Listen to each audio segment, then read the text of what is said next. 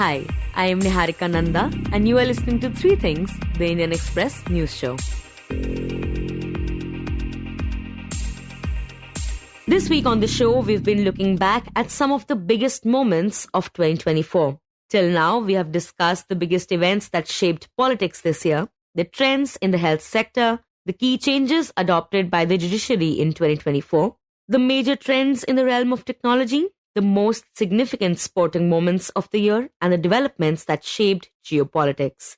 And today, we're talking about the trends in entertainment. From Pushpa's Wildfire to Sarkate Ka Atank, 2024 saw a wide range of films and web series. While some performed extraordinarily well, some couldn't satisfy the audience. But two trends that stood out last year in particular were the release of sequels and exploring the horror comedy genre. 2024 saw an array of sequels from Pushpa 2, Stree 2, Bhool Bhulaiya 3 and Singham 3 being released and receiving appreciation from the audience. But the biggest film of the year was the Allu Arjun starrer Pushpa 2, which broke Bahubali 2's record while grossing at rupees 1,760 crore globally, and as we speak, the numbers continue to grow. It was also the year when an Indian film, All We Imagine as Light, won the prestigious Grand Prix at the Cannes Film Festival. To discuss the major highlights of 2024 as far as movies and OTT web series are concerned, we are joined by the Indian Express's film critic Shubhra Gupta in this episode. So Shubhra, if we talk about the silver screen, we saw back in 2023, Shah Rukh Khan's comeback really gave a massive jolt to the box office. So in 2024, were there any films that could emulate that kind of an impact? The film that really blew everything else out of the park was Pushpa Part 2, which was riding with a lot of expectations because the first part had been astonishingly successful all through the country, and given the fact that it was a Telugu film and it was a dubbed film, it really was coming in with a kind of buzz that only big star Bollywood has up till now achieved. And I am looking at Bahubali Part 1 and 2, but those did not have this kind of a single hero. It was more like those two were mythological, epic, the kind of films that Rajamouli does are in that zone. But this was a solo hero, and he had delivered one of the biggest hits with the first one. And this literally, Pushpa 2 has, it's still making the kind of money that most of Bollywood has just been looking at, completely flabbergasted as to how come an Allu Arjun film, which they all was thinking that it would do really well, but I don't think anyone had any idea of the kind of money that it has made at the box office. And I think everyone is completely astonished. But I think what the course correction that desperately Bollywood requires is to see how to put a strong story into a formula which has become completely tired and old. Right, and we also saw that the genre that stood out this year was horror comedy. Stree 2 and Bhool Bhulaiya 3 were some of the films of the genre that performed really well. So, can you talk about the films from the genre and of course beyond that as well that really made it big at the box office?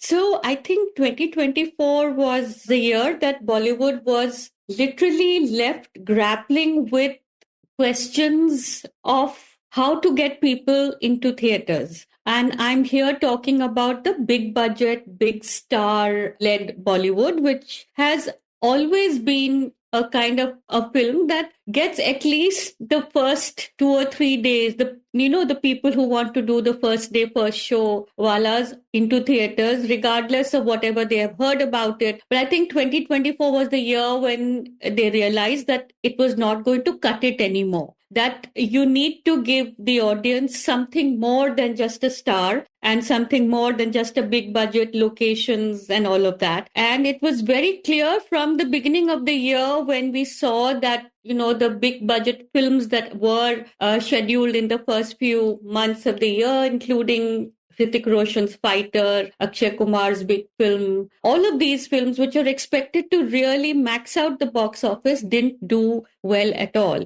The film which actually started to get some light into this whole gloomy atmosphere was Munjia, which is a Maddock film, which is a horror comedy based on a myth. And it's about this Munjiao, who is an evil, stroke, cute spirit. The film had no stars in it. The story was the star as well as the way it was treated. And it was a sleeper hit. And then came Street 2, which was again, it was, in my opinion, it was not as good as the first one, but it was again in the same zone. It was horror stroke comedy and a kind of a light way of looking at patriarchy and looking at female empowerment. It was a massive hit.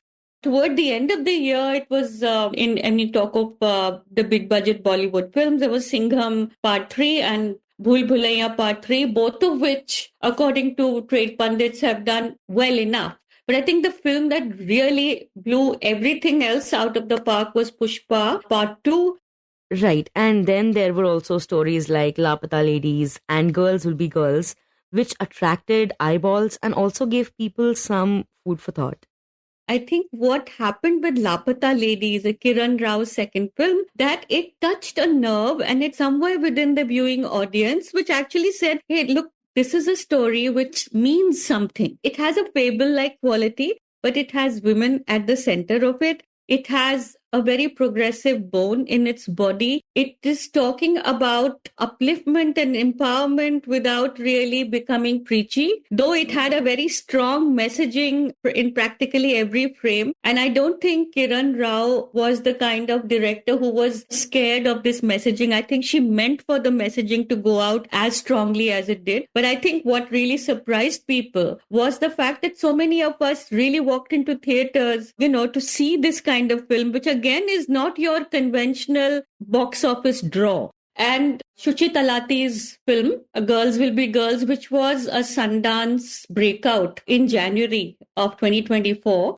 it got 2 awards at the Sundance Film Festival, which is a festival that everybody in the ecosystem really looks at very carefully because it's a festival where first and second time filmmakers are showcased. And I think where Talati's film really sort of elevates itself into the true coming of age zone is in the way that it explores the inner kind of, sexuality of a young woman that has not been done before in Indian cinema, at least not the cinema that I have seen, in this kind of very delicate, but very, very nuanced, very sharp kind of way. Preeti Panigrahi, the actress who plays this 18-year-old boarding school girl. Kani Kusruti as the mother is absolutely fabulous in the film, just as she was in All We Imagine Is Light. I think this is very much Kani Kusruti's year. I think she's been fantastic in everything she's done this year. Very delicately done, but very powerfully done. So I think it's one of my favorite films of the year. Right. And you mentioned All We Imagine As Light. 2024 also saw India shine on the global stage with this film. So what were your thoughts regarding that? So I happened to be in Cannes when the film was shown at the first press screening, but it was towards the end of the festival, and some of us very optimistic desis were sitting there and saying maybe they've scheduled it toward the end because somebody in the programming team really knows that this is going to get something. But anyway, all the speculation came to an end within 2 days of us watching it because it got the Grand Prix. It may not have got the, the top award, but for an Indian film, to first of all have been selected in the competition, which happened 30 years after after Swaham, Shaji Karun's film, was big enough. But the fact that it actually got to that point was amazing. And I remember coming back from Cannes and writing an edit piece for the paper saying that usually when something like this happens, when an Indian film becomes sort of grabs attention at a festival outside of the country, there is momentary excitement and then it dies down. But I had stuck my neck out right then in June, I think, and I said that I don't think this is going to be the fate of this one. I think it's going to go bigger than any other Indian film which has won an award like this. An award like this, I had said that I think it's going to go bigger, not just because of the film and the kind of film that it is, which is again something which has blown so many of us away. But it's also about the filmmaker, the kind of the trajectory that she has had. It released in the US last month, and it has been on the top of so many of the critics groups around the globe, especially in the US and as well as in the UK. It's got the Golden Globes norms for her. We did not send it, India did not send it as an Oscar possible, which I think was not the greatest thing to have done. But I have a feeling that it is going to fetch up I think it is going to be in contention for some big awards. All We Imagine as Light, that is truly the light, I think, in 2024. When All We Imagine as Light had won the Grand Prix, Shubhra had a conversation with the director of the film, Payal Kapadia, where she shared the details of the day the award was announced. That when it got selected, only we were very, very ecstatic about it. And for our French producers also, the Cannes Festival is very important.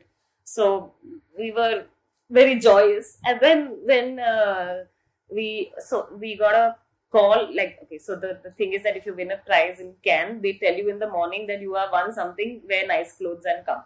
So they don't tell you what prize you won. So that is a bit of like anticipation is there, but you're not supposed to leave. So we knew there was something. And then when we got the Grand Prix, it was like amazing. And I was really happy because my crew was there in the audience. I would have taken everybody with me if I could, because it really was a collaborative film. Like it's filmmaking is really, it's really a process of a lot of people coming together. So even to go there with everybody, that was really nice. Right. And now coming to the OTT space, Shubhra, many web series came out this year, from IC814, The Kandahar Hijack, Freedom at Midnight, Bandish Bandits Season 2, and of course many, many more. So which were the ones that stood out for you in 2024? So I think OTT again trumped the mainstream films completely this year. And there have been a few of my top shows which I've already written about, but let me quickly recount. I think IC814 was one of them, which was Anubhav Sinha's recreation of the hijack that had happened, the Kandahar hijack, and the 7 days that the people who were in that plane, the kind of experiences that they had, the hijackers and their demands, and the kind of response that the Indian government of the day, how they were scrambling for answers. And so I think all of it became a very involving, engaging kind of experience. I really also liked Freedom at Midnight, despite the fact that I'd found it lacking in a few places. But I think as a series and what it is trying to say about the country and the creation of the nation, I think it definitely is one of those series which I think is a must watch. Actually, I did like Call Me Bae. It may have been later in the list, but I think in terms of just getting a female character to do the kind of things that Ananya Pandey manages to pull off with a sweetness and yet with a sharpness, which it doesn't really happen. It's I think rom-coms of this kind or even comedy series are getting sharper and they are getting more vivid as we go along. I think that truly was one of my bests.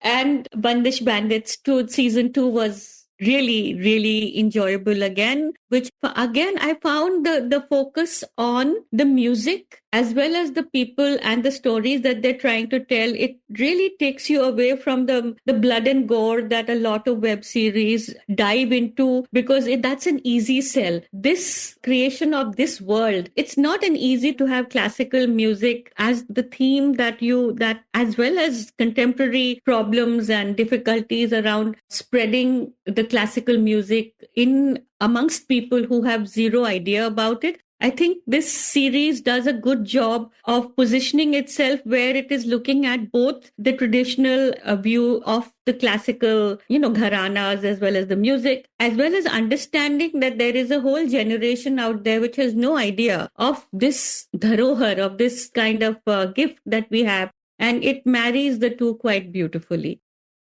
Right. And apart from these, which are the web series that you would say deserve a mention in your list? I really actually also enjoyed Ye Kali Kali, that was that thing? Ye Kali Kali Aankhein? That one. That was the second season. And for the kind of thing it is, it talks about, it's pulpy, it has a kind of a thriller-ish, and it has people who have characters whom are neither good nor bad. They're in the gray zone, and there is lots of murder, and there's lots of mayhem, and there's lots of violence. And I think it sort of stuck to its point of view in a really consistent way. One I liked was Lutere, which was one of my favorite series this week. It's a very unusual series because it takes the setting and the characters out of India. It takes it to the international waters. It's about, pirates, and it's about the people who are on the ship, and it has really terrific performances from people like Vivek Gombar and Rajat Kapoor and, a couple of other people whom I thoroughly enjoyed. And then also Poacher, which was, Richie Mehta's Poacher, which again is about, and it's the title which pretty much tells its own story. It's about poaching. It's about animals being,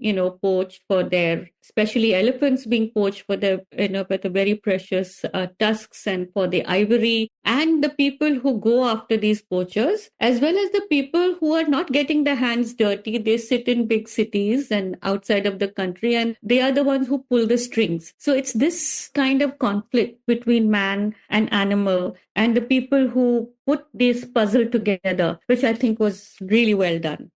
And Shubhra, what about the ones that couldn't make that kind of an impact? The one that really didn't work for me was, I think, an early one. It was Killer Soup, which was Manoj Bajpayee, Konkona Sen Sharma, the two people who are guaranteed to give you anything that they are in, usually is elevated by their presence. And here it was Abhishek Chaubey, whose cinema work I really enjoyed so much. But somehow there was something about the series where it was kind of underlining its weirdness and its bizarre kind characterizations, as well as the things that happen, which didn't really come together for me. The biggest one, which I felt like really let down by, was Mirzapur season 3, which was really truly the biggest, I think, if not amongst the biggest series of this year. But this third one didn't really have too much Pankaj Tripathi because the man has, they've gone and killed him, Kaleen Bhaiya, which is, what's the point of watching a Mirzapur if it doesn't have him in it? And the others were really not the kind of things that they were made to do. Your Guddu Bhaiyas and all of his cohorts was not something that really excited me at all.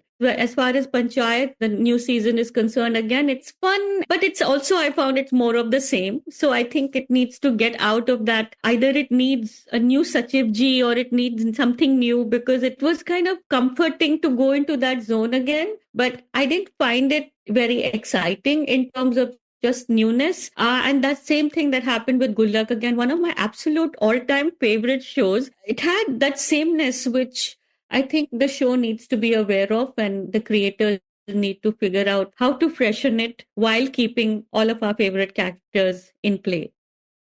And Shubhra, now we are in 2025. The new year has begun. So what are your expectations this year, and which are the films that you are genuinely looking forward to in 2025? I do hope to find some hidden gems, and also the films, the little films with the smaller budgets, with the big hearts, or with the story which is top lining the film rather than the starry presence in it. So I think in January we're going to see Santosh, which is again a film which won our hearts at the Cannes Festival in 24, which is actually UK's choice for the Oscars, and it has made the last 10 for the international films.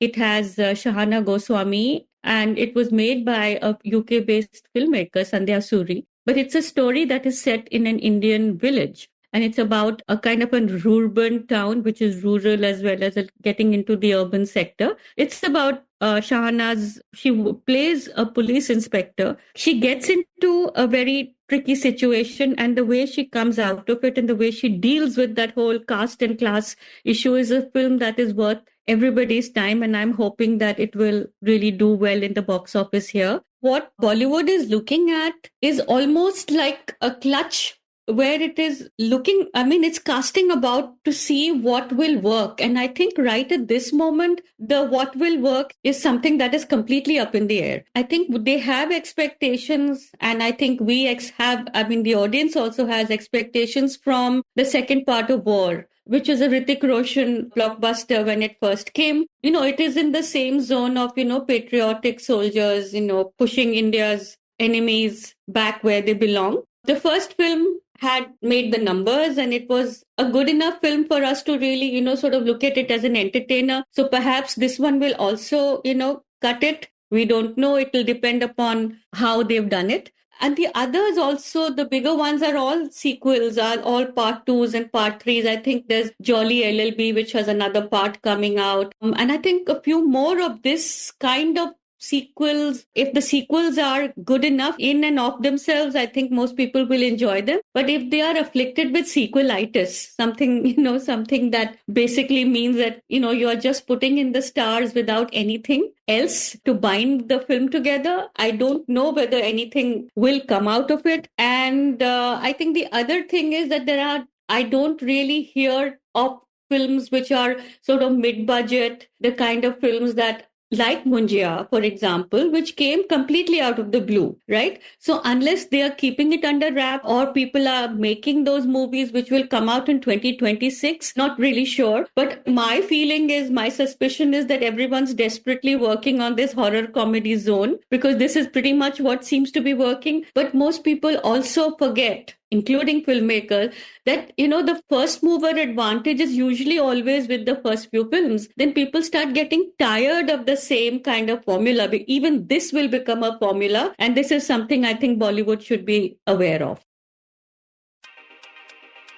You were listening to Three Things by the Indian Express. Today's show was edited and mixed by Suresh Pawar and produced by me, Niharika Nanda. If you like the show, then do subscribe to us wherever you get your podcasts. You can also recommend the show to someone you think will like it. Share it with a friend or someone in your family. It's the best way for people to get to know about us. You can also tweet us at Express Audio and write to us at podcasts@indianexpress.com.